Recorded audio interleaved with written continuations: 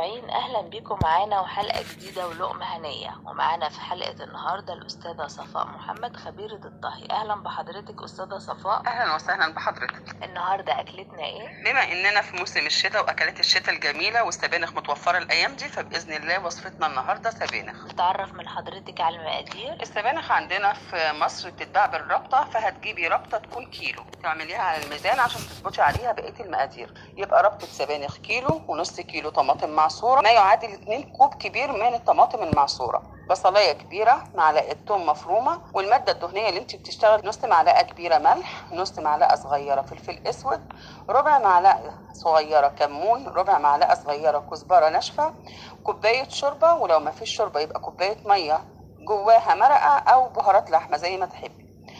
لو هنحط ماده نربط بيها السبانخ، ممكن تكون الحاجه اللي انت بتحبيها انت واسرتك، سواء عدس بجبه او برغل.